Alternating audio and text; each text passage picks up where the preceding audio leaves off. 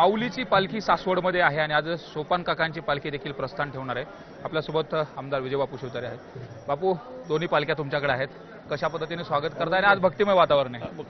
आनंद दरवर्षीचा हा दिवस संपूर्ण पुरंदर तालुका वाट त्याची पाहत असतो, डोळ्यात तेल घालून अक्षरशः आनंद हे करत असतो आणि आश्चर्य आहे सगळं। लाखो लोक येतात जातात, काही होत नाही, पाणी मिळतंय, आंघोळ्या होत आहेत, सगळं होत आहेत, कपडे धुतली जात आहेत, कुठे काही कमी नाही।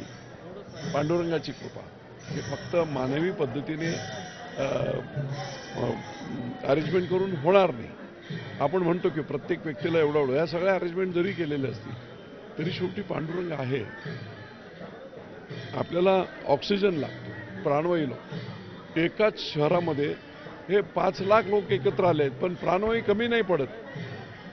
ती व्यवस्था निसर्गाची आणि प्रकृतीची आहे आणि म्हणून आनंद आहे। या अगोदरच्या देखील दिंड्या खूप मोठ्या पाहिल्या, वाऱ्या देखील तुम्ही पाहिलेल्या आहेत। यावेळेसची वारी कशा पद्धतीने आहे आणि कुठेतरी वारीचं जे बदलतं स्वरूप आहे ते कशा पद्धतीने? मोठं काय बदल काही नाही। वारकरी संप्रदायामध्ये कसेही मोठे बदल तसे होत नाही। त्यांचे स्वतःचे एक नियम आहेत, ते स्वयं सक्षम आहेत आणि एक शिस्त आहे वेगळ्या पद्धतीची। त्यामुळे बदलतं रूप मी एक पाहिलं की तरुण मुलं सुद्धा मला वारीमध्ये दिसतायत। गेले 2 दिवस मी खालूनपासून वरपर्यंत पाहिलं आणि तो खूप सकारात्मक हे आहे। जेव्हा वारीसारख्या अध्यात्माच्या बाजूला जर तरुण मुलं आले तर ती व्यसनापासून दूर होतात। आज सगळ्यात मोठा प्रश्न तरुण पोरांच्या पुढे शहरांपासून ग्रामीणपर्यंत हाच आहे की व्यसनाधीनता थोडीशी वाढते आणि जेव्हा त्या अध्यात्माच्या बाजूला जातील त्यावेळेस त्याच्यापासून आपोआप दूर होतात। मात्र तुम्ही अनुभवलेली वारी कशा पद्धतीने होते आणि वारी हे सामाजिक अभिसरणाचं अत्यंत महत्त्वाची भूमिका बजावते, तर तुम्ही अनुभवलेल्या वारीतला काय एखादा? मी अनुभवलेली वारी म्हणजे आपण समता वगैरे सगळं बोलत असतो, पण खरी समता शेकडो वर्षापूर्वी या पालखी सोहळ्यातून बघायला मिळते।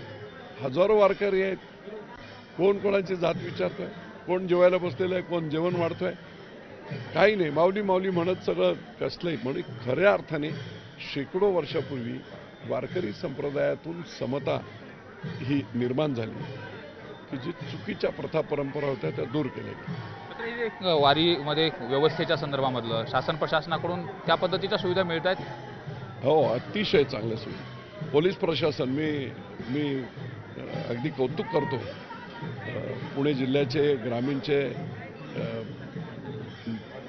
SP ते स्वतः घाटपीट स्वतः, जेव्हा आता एवढा मोठा अधिकारी बरोबर समोर चाललेला आहे, बाकीचे सगळं परफेक्ट काम। तसं वारीमध्ये पोलिसांची जास्त गरज लागत नाही, त्या स्वस्तीने चाललेलं असतात, पण तरी देखील अधिकाऱ्यांनी इतक्या काळजीने सर्व काम करणे सर्वजण करतात। PWDचे अधिकारी असतील, MSCBचे असतील, पोलीस यंत्रणा असेल, रेव्हेन्यूची यंत्रणा असेल, गट विकास अधिकारी असतील, तहसीलदार असतील, सगळ्यांचा रोल परफेक्ट एकदम, सगळे मनभावे सगळी सेवा करत असतात।